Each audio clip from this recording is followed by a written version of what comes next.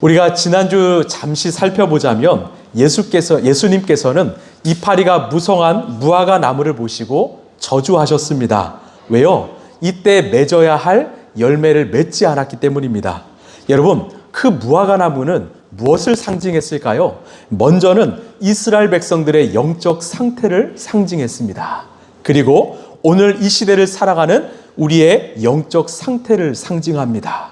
여러분, 주님께서 마지막 날에 우리를 무엇으로 평가하실까요? 바로 열매입니다.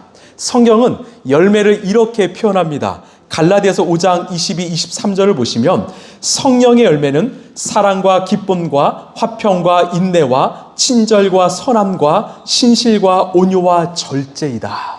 에베소서 5장 9절을 보면 빛의 열매는 모든 선과 의와 진실에 있다고 말합니다. 이 열매로 우리를 평가하실 것입니다. 그 열매들의 이 특징은 크게 세 가지입니다. 하나는 근원의 외부성이에요. 모든 주님이 맺어주신 열매는 내 의지나 노력으로 생기는 것이 아니라 위로부터 임하는 하나님이 주시는 생명을 공급받을 때 생기는 것입니다. 그래서 우리는 예수님께 꼭 붙어 있어야 해요. 붙어 있어야 열매가 맺힙니다. 두 번째는 점진성과 지속성입니다. 열매는요, 하루아침에 맺히지 않습니다. 시간이 필요합니다. 씨가 뿌려지고 이파리가 생기고 줄기가 자라고 꽃이 맺은 후에 열매가 맺히듯이 우리의 삶에도 오랜 시간이 필요한 것입니다. 여러분, 꾸준하게 성실하게 믿음의 길을 걸으시길 바랍니다. 자, 세 번째는 타인을 향한 유익성입니다. 나무는 자신이 맺은 열매를 자신을 위해 사용하지 않아요.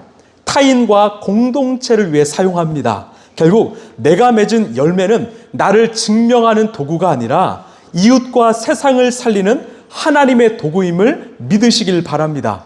제가 꿈꾸는 라이프처치는요, 정말 맛있고 영양이 가득한 열매가 많이 맺히는 교회입니다. 열매를 많이 맺으면 이 새와 짐승들이 자연스럽게 알아서 찾아오지요. 이처럼 우리가 열매가 가득 맺히면 생명이 필요한 영혼들은 많이 찾아올 줄로 믿습니다. 이파리의 화려함을 자랑하는 교회가 아니라 하나님이 맺게 하신 그 열매를 자랑하는 그런 복된 교회가 되길 간절히 소망합니다. 우리 옆에 분과 이렇게 인사할까요? 열매 많이 맺으세요. 시작. 열매 많이 맺으세요. 예. 우리 주일마다 정말 열매가 가득 맺혀지길 소망합니다. 오늘 말씀은 그 유명한 예수님의 성전 정화, 성전 청결 사건입니다. 예수님께서 더럽혀진 성전을 깨끗하게 청소하신 사건이지요. 그런데 이 사건을 깊숙이 들여다보면 단순히 성전을 청소하신 사건이 아니라 성전을 무너뜨리신 사건입니다. 이 일을 위하여 예수님이 이 땅에 오신 것입니다. 즉, 성전의 더러운 것들을 깨끗이 청소하신 사건이 아니라 이미 기능을 잃어버린, 그래서 망가져버린 낡은 종교 체계를 무너뜨리시고 이제는 새로운 성전을 세우시겠다고 선포하신 사건입니다. 이게 참 중요합니다. 그래서 예수님께서 이 평행 본문인데요, 요한복음 2장 19절에서 이렇게 말씀하셨습니다. 우리 함께 읽겠습니다. 시작. 예수께서 그들에게 말씀하셨다. 이 성전을 허물어라. 그러면 내가 사흘 만에 다시 세우겠다. 아멘. 이 말씀은 요한복음에 등장해요. 지금 예수님께서 성전을 깨끗이 청소하시고 이를 항의하는 유대 지도자들을 향해서 이렇게 말씀합니다. 이 성전을 허물어라. 내가 사흘 만에, 3일 만에 다시 세울 것이다. 이 말을 들은 사람들은요, 비웃었을 것입니다. 아니, 이 성전을 세우려면 얼마나 많은 시간이 필요한데, 솔로몬도 예루살렘 성전 세우려고 7년이 걸렸는데, 여러분, 이 사건 이후로요, 이 성전의 의미가 어떻게 변했습니까? 과거의 성전은 돌로 쌓은 건물이었습니다.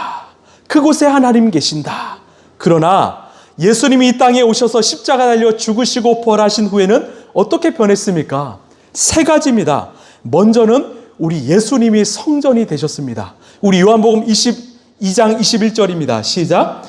그러나 예수께서 성전이라고 하신 것은 자기 몸을 두고 하신 말씀이었다. 아멘. 예수님이 성전입니다. 예수님이 성전이에요. 그리고 예수님을 믿고 성령을 내 안에 모신 우리 한 사람 한 사람이 성전이 되었습니다. 우리 고린도전서 6장 19절입니다. 시작. 여러분의 몸은 여러분 안에 계신 성령의 성전인 것을 알지 못합니까? 아멘. 우리가 성전이에요. 우리 자신이 성전입니다. 거기서 끝이 아니죠. 한 개인을 넘어서서 예수님을 믿는 사람들이 서로 연결되어서 완성된 교회 공동체가 성전이 되었습니다. 우리 에베소서 2장 21절입니다. 시작. 그리스도 안에서 건물 전체가 서로 연결되어서 주님 안에서 자라서 성전이 됩니다. 아멘. 건물 중심에서 예수 그리스도와 성도 그리고 공동체 중심으로 바뀐 것입니다. 그래서요, 우리 교회가 어떤 성전 건축, 성전 이전이란 말을 쓰지 않고 예배당 건축, 예배당 이전이란 말을 의도적으로 사용하는 이유는 성전이란 개념이 완전히 바뀌었기 때문입니다. 구약에서 성전은 건물이었지만 신약 시대를 살고 있는 지금은 성령을 내 안에 모신 우리가 성령 안에서 하나 된 우리 공동체가 성전입니다. 여러분 믿으십니까? 함께 따라할까요? 내가 성전입니다. 다시요. 내가 성전입니다. 또요. 우리가 성전입니다. 여러분 기억하시겠습니까? 우리가 함께 모여 예배하는 이 주일 예배 참 중요합니다. 그리고 일상에서 드리는 우리의 삶의 예배 참 중요합니다. 왜? 우리 모두가 하나님이 거하시는 성전이기 때문입니다. 여러분 교회에서 예배자로 사십시오. 가정에서도 예배자로 사십시오. 일터에서도 예배자로 사십시오.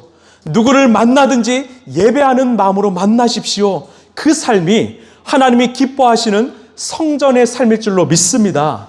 결국 오늘 말씀은 성전 정화를 넘어선 성전 철거, 심판의 사건입니다. 자, 예수님이 성전 안에 들어가셔서 무엇을 하셨을까? 우리 15, 16절입니다. 시작. 그리고 그들은 예루살렘에 들어갔다. 예수께서 성전에 들어가셔서 성전 뜰에서 팔고 사고 하는 사람들을 내쫓으시면서 돈을 바꿔주는 사람들의 상과 비둘기를 파는 사람들의 의자를 둘러 엎으시고 성전 뜰을 가로질러 물건을 나르는 것을 금하셨다. 아멘. 우리 예수님 예루살렘에 입성하셔서 가장 먼저 하신 일이 있다면 성전 안에서 매매하는 자들을 다 쫓아내신 일입니다. 우리 한번 생각해 볼까요? 거룩한 장소로 여겼던 성전 안에서 매매를 한다. 돈 거래를 한다. 그럼 상상이 되십니까? 성전과 장사는 어울리지 않는 단어이지요. 우리는 지금 레위기와 민수기를 묵상하고 있습니다. 이스라엘 백성들이 하나님 앞에서 제사를 드리는 장면을 보면서 그 제사가 얼마나 거룩하고 경건한지를 우리는 묵상을 통해서 배우고 있습니다. 그런 제사를 드리는 곳에서 거래를 한다? 돈을 주고받는다? 이건 말도 안 되는 일이에요. 그 광경을 보고 예수님은 분노하셨지만 사람들은요, 너무나 익숙해져서 아무렇지도 않았던 것입니다. 여러분, 시장은요, 이익을 위해 존재하는 곳입니다. 그리고 교회는 거룩을 위해서 존재하는 곳이죠. 시장은 거래가 이루어지는 것입니다. 그러나 교회는 영적 교제가 이루어지는 곳이죠.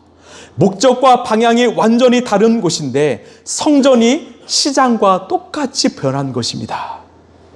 사실 처음부터 이렇게 변질되진 않았을 거예요. 그런데 사람들이 점점 모이면서 많은 사람들이 모이면서 하나님 중심에서 사람 중심으로 바뀌었습니다.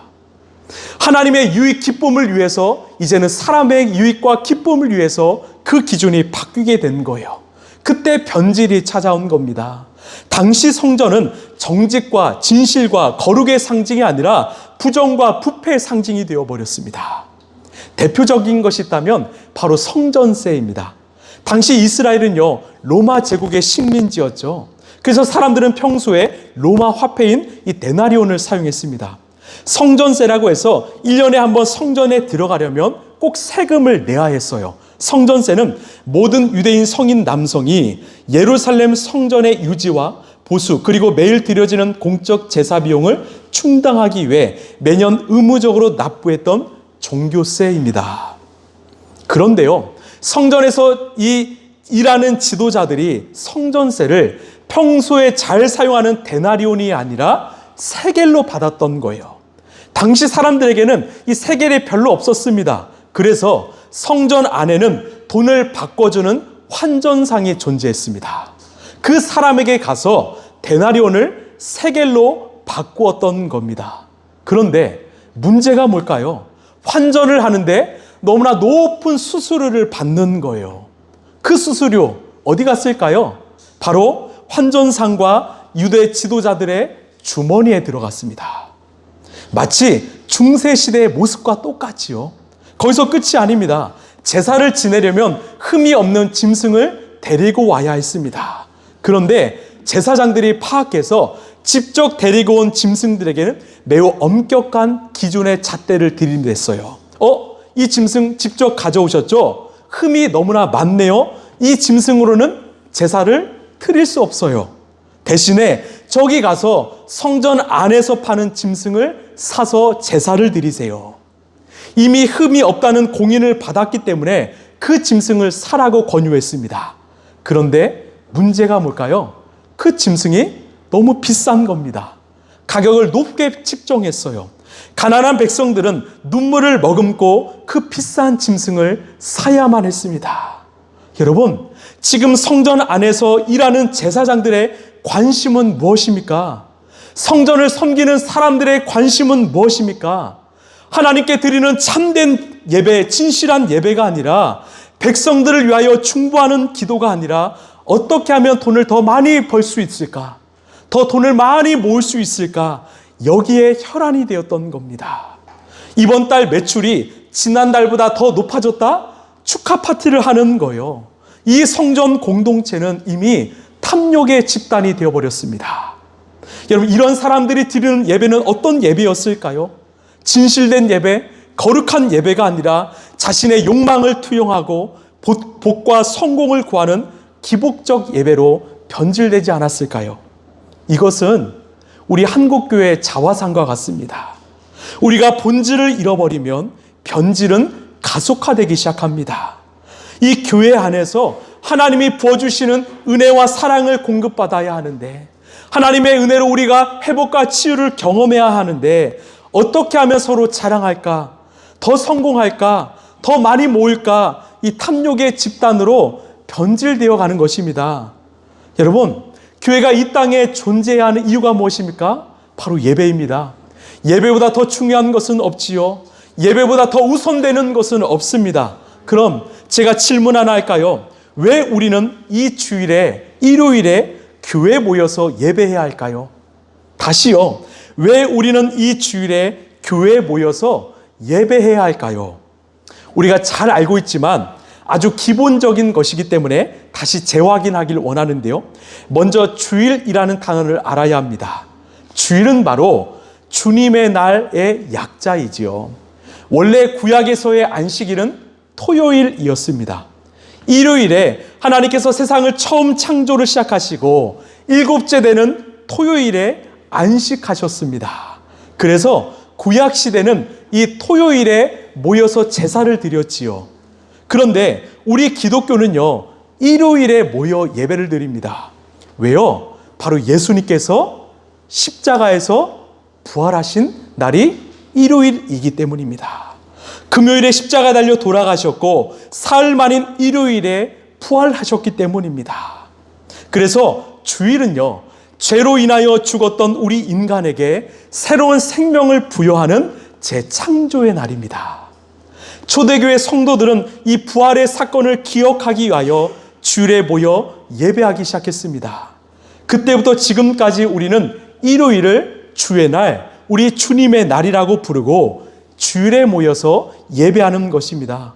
여러분, 주일은 단순한 날이 아니라 우리 예수님의 부활을 기념하는 날입니다.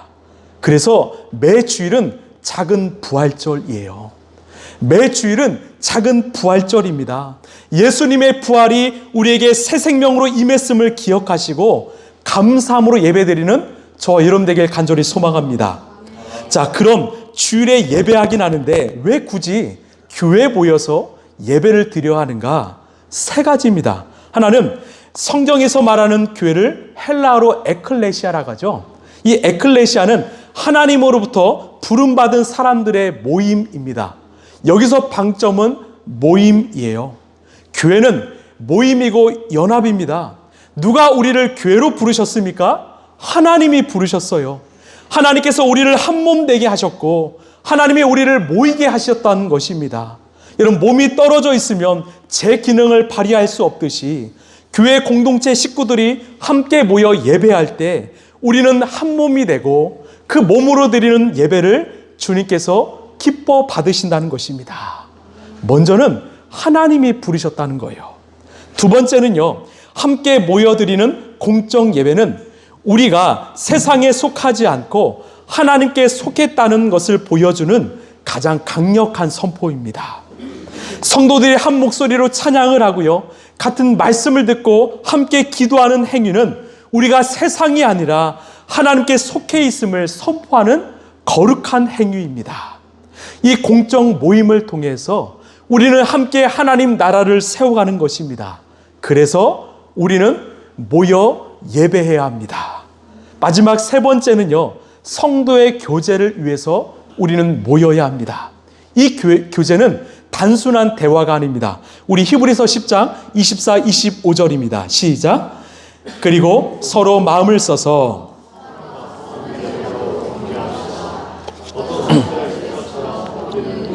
그만하지 말고 서로 격려하여 그날이 가까워오는 것을 볼수록 더욱 힘써 모입시다. 아멘.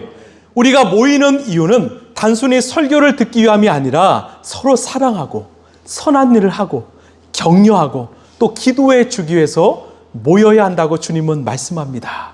이 교제가 충만할 때 우리는 세상에서 다른 이웃들과도 건강한 교제를 할 수 있는 것입니다. 그래서 우리는 주일에 함께 모여서 예배를 드리는 것입니다. 여러분, 주일은요, 우리의 날이 아니라 우리 하나님의 날입니다. 주님의 날입니다. 월화수목금토, 때로는 우리가 주인인 것처럼 살아갈 수 있지만 주일만큼은 하나님의 것이기 때문에, 우리 주님이 주인 되신 날이기 때문에 이 주일 예배는 우리가 힘써 지켜야 합니다. 그래서요, 저는 이 주일 예배가 참 좋습니다. 마치 설날에 온 가족이 모여서 서로 사랑을 나누듯이 주일은 제게는 그런 날입니다. 일주일 동안 우리 성도들 어떻게 살았을까? 과연 세상에서 승리했을까? 때로는 혹시 어려운 일은 없었을까? 혹시 하나님의 만지심이 필요하지는 않는가? 기도 제목이 필요하지 않는가? 이것들을 함께 공유하는 날이기 때문입니다. 그래서 주일에 안 보이면 얼마나 속상한지 모릅니다. 저는 우리 교회가 매 주일마다 예배를 기다리고 사모하는 그런 교회가 되길 간절히 소망합니다. 여러분, 아멘이십니까? 이 자리에 참여한 성도들 모두가 하나님이 주시는 은혜와 사랑을 경험하게 되길 소망합니다. 더 나아가서 초대교회처럼 성도 간의 아름다운 사랑의 교제가 이루어져서 세상이 부러워하는 그런 영적 가족 공동체가 되길 간절히 소망합니다. 이런 중요한 역할을 해야 하는 이 성전이 시장바닥이 되었습니다. 그래서 예수님이 이 성전을 향해서 뭐라고 하셨습니까? 우리 마지막 17절입니다. 시작. 예수께서는 가르치시면서 그들에게 말씀하셨다. 기록한 바 내 집은 만민이 기도하는 집이라고 불릴 것이다 하지 않았느냐?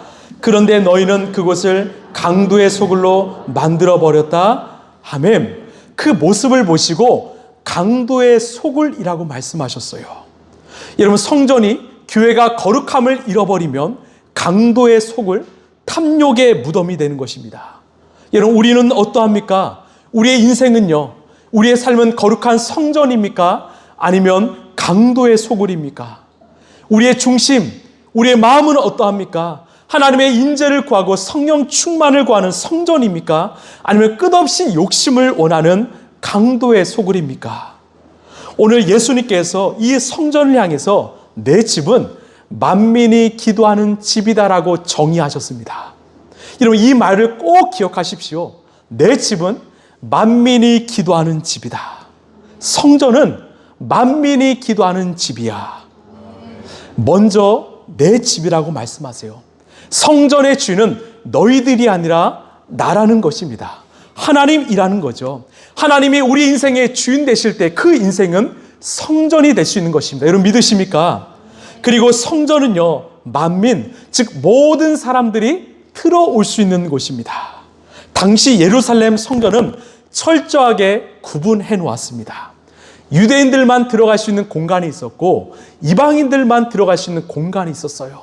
지성소가 있는데 그 공간에 가까운 곳은 유대인들의 차지였고요. 저 이방인들은 저 먼 뜰에서 예배야만 했습니다. 좋은 장소가 아니죠. 더 기가 막힌 건 성전 안에서 그 돈을 환전하고 물건을 매매하는 상점을 어디에 만들었을까요? 바로 이방인들이 머무는 이방인들 뜰에 만들었습니다. 그곳은 이방인들이 유일하게 기도할 수 있는 장소였는데 그곳이 시장터가 되었었던 거예요. 여러분, 그들은 어디에서 기도해야 합니까? 어디에서 예배를 해야 합니까? 예배하고 있는데 여기저기서 시장바닥 소리가 들리는 거죠. 이처럼 성전은 차별이 가득한 장소였습니다. 여러분, 우리 라이프처치가 추구하는 목회적 방향은 바로 환대입니다. 남녀노소 빈부귀천을 막론하고 누구든지 찾아올 수 있는 교회, 누구든지 환대받고 사랑받는 교회, 그것을 우리는 꿈꾸고 있습니다. 차별하지 않습니다. 거부하지 않습니다. 때로는 정말 삶의 자리가 무너진 분들이 찾아오시기도 합니다. 어떤 분과 상담을 하다 보면 저에게 꼭 죽고 싶다고 말씀하신 분도 계셨어요. 그러면 저는 꼭 이 말씀을 드립니다. 에스겔 16장 6절을 보면 너는 피투성이라도 살아있으라. 다시 이르기를 너는 피투성이라도 살아있으라. 성도님, 우리 주님께서 피투성이라도 살아있으라고 말씀하십니다. 사셔야 합니다. 생명이 있다면 반드시 사셔야 합니다. 저는요, 우리 교회가 누구든지 들어와서 이 주님의 위로와 치유와 회복을 경험하는 그런 교회가 되길 소망합니다. 여러분, 교회는 모든 사람들을 위한 곳입니다. 마지막으로 이게 핵심인데요. 성전은, 교회는 기도하는 집이죠. 여러분, 기도는 무엇을 의미합니까? 하나님과의 인격적인 만남, 교제를 의미합니다. 지금 예수님이 무엇을 말씀하세요? 너희들은 지금 이곳 성전 안에서 하나님과 살아있는 영적인 교제, 그 만남을 누리고 있는가? 아니라는 겁니다. 하나님과의 살아있는 교제, 그 만남 누리고 있지 않다라고 선포하시는 거예요. 여러분, 성전인 내 삶에 기도가 멈추었다면 우리는 하나님과의 영적 교제를 잃어버린 것입니다. 그 삶이요, 자연스럽게 강도의 소굴이 될 것입니다. 이것을 기억하십시오. 내 삶에 기도가 멈추었다면 우리 인생도 성전이 아닌 이 강도의 소굴이 될 수 있다는 거예요. 저는 신앙을 강요하고 싶지는 않습니다. 여러분의 자원성, 자발성을 참 존중합니다. 그런데 제가 포기하고 싶지 않은 시간이 있다면 바로 기도회의 시간이에요. 우리 금요기도의 시간입니다. 저는 기도의 자리는 포기하지 말라고 꼭 부탁드리고 싶어요. 제가 라이프처치를 개척하고 이 주일 예배를 시작하기 전에 먼저 금요기도회부터 이 한 달 동안 모여서 기도했습니다. 이 원하는 성도들과 함께 모여서 기도하면서 정말로 이 자리를 기도로 준비했습니다. 왜? 기도는 만민이 기도하는 곳이기 때문이죠. 그래서 저는 이 금요기도에 대한 애착이 참 큽니다. 우리가 새로 이전할 예배당에서는 정말 이 금요기도에 잘 살리고 싶어요. 감사하게도 이 찬양팀이 이제 새롭게 꾸려졌고요. 이제 기도하는 사람들을 계속 그 자리에 초청할 것입니다. 함께 모여서 나라와 민족을 위하여 뜨겁게 간절히 기도하고 싶습니다. 우리 믿음의 선배들은요, 금요일 밤에 모여서 기도했습니다. 심지어 산에 올라가서 눈물을 흘리며 간절히 기도했습니다. 무엇을 위해서요? 자신을 위해서 기도하지 않았습니다. 먼저 철저하게 회개했습니다. 그리고 예수님을 모르는 영혼들이 예수님을 만나도록, 교회가 건강하게 부흥하고 나라와 민족이 바로 설 수 있도록 간절히 기도했습니다. 밤새워 기도했습니다. 그 기도의 응답인 우리가, 그 기도의 응답이 된 우리는 어떠합니까? 우리 기도하고 있습니까? 교회를 위해서, 나라와 민족을 위해서 기도하고 있습니까? 저는 정말 여러분에게 그 자리를 권유하고 싶습니다. 여러분, 금요일에 피곤하죠? 쉬고 싶습니다. 그래도 나오셨으면 좋겠어요. 우리가 기도를 멈추지 않았으면 좋겠습니다. 우리가 함께 기도하길 원합니다. 더 심각한 문제는요, 교회 안에 이 편리주의가 찾아왔다는 거예요. 편안한 공간 안에서, 적절한 시간 안에서, 내 즐거움을 잃어버리지 않은 그 선 안에서 우리는 신앙생활을 누리기 시작했습니다. 신앙생활을 즐기기 시작했어요. 저는 신앙생활에 가장 큰 적이 있다면 바로 편리라고 생각해요. 제가 참 좋아하는 존 파이퍼 목사님이 이런 말을 남겼습니다. 사탄이 가장 잘 사용하는 무기는 독이 아니라 이 사과파이, 애플파이다. 무슨 말일까요? 사탄은 명백하게 보이는 그 죄, 즉 독이 아니라 세상에서 적당히 누리는 즐거움, 편안함, 그 애플파이를 통해서 우리의 영혼들을 잠재우고 하나님을 찾지 않게 만든다는 것입니다. 이 편리주의가 우리 신앙 안에 들어오면 어떤 일이 벌어질까요? 구약에 특이한 사건이 하나 발생했습니다. 하나님의 법궤를 옮기는 과정에서 큰 사고가 났어요. 원래 법궤는 레위지파 사람들이 어깨에 메고 움직여야 했거든요. 이것은 하나님이 제정하신 법칙이었습니다.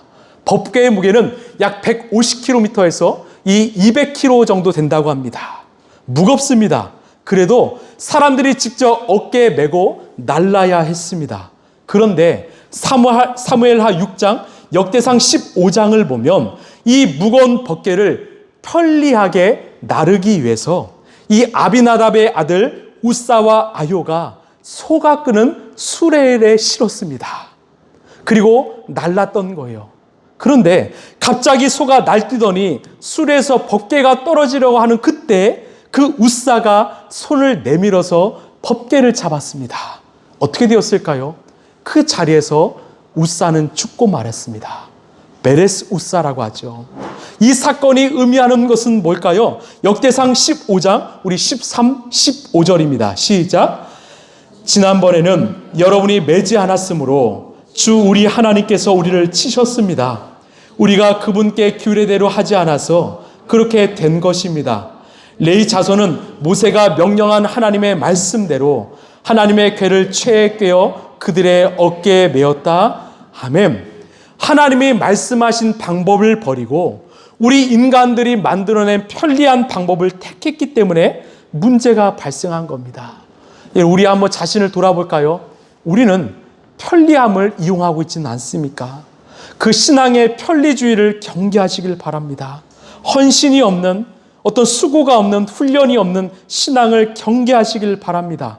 때로는 영적 성장이 힘들고 더딜지라도 신앙의 정도를 걷는 저와 여러분 되길 간절히 소망합니다. 우리 교회 26년도의 이 주제는 메디테이션, 묵상이지요. 여러분, 날마다 매일 묵상 잘하고 계십니까? 아직 2달이 지나지 않았습니다. 매일 묵상하는 일, 때로는 힘들지요. 불편하지요. 그러나 우리가 반드시 가야 할 길입니다. 왜? 묵상하는 인생은 열매가 가득 맺히는 복된 인생이라고 주님께서 말씀하셨기 때문입니다. 저는 우리 공동체는요, 편리함을 쫓지 않게 되길 소망합니다. 우리는 불편함을 안고 갈 것입니다. 건강한 신앙을 위하여, 신앙의 본질을 위하여 불편함을 안고 갈 것입니다. 우리 함께 읽어볼까요? 시작. 편리함이 우리 영혼을 아프게 하고 불편함이 우리 영혼을 건강하게 한다.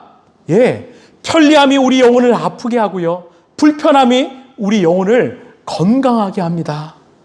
저는 여러분을, 죄송합니다, 계속 귀찮게 할 것입니다. 집사님, 권사님, 함께 우리 기도해요.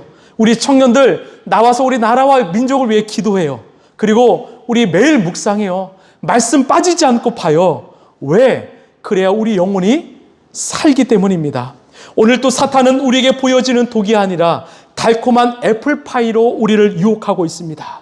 별 문제가 없어 보입니다. 그러나 그 애플파이를 맛있게 먹다 보면 우리 영혼 점점 하나님에게서 멀어지게 될 것입니다. 제가 말씀을 준비하면서 하나님이 저에게 계속 주시는 마음은요, 우리 모두가요, 이 오래된 구신자가 아니라 마치 예수님을 처음 믿는 초신자, 이 처음 만난 초심자의 마음으로 신앙생활을 했으면 좋겠다는 거예요. 주님, 저는 아무것도 모릅니다. 말씀도 잘 모릅니다. 기도도 할 줄 모릅니다. 그래서 더 주님 알고 싶어요. 더 주님 보고 싶습니다. 더 경험하고 싶습니다. 이 초신자의 마음으로 함께 기도하길 원해요. 계산기 두드리지 않고요. 정말 주님이 말씀하시면 우리 순종하길 원해요. 여러분, 우리 다음 주부터는 이제 새로운 예배당에서 우리는 예배를 드릴 것입니다. 그곳에서 다시 초신자의 마음으로, 처음 마음으로 돌아가서 모든 것이 마치 처음인 것처럼, 우리 교회가 그때 처음 개척된 것처럼, 마치 예수님을 처음 만나서 너무나 기뻤던 것처럼 더 진실하게, 더 거룩하게 우리 예배했으면 좋겠습니다.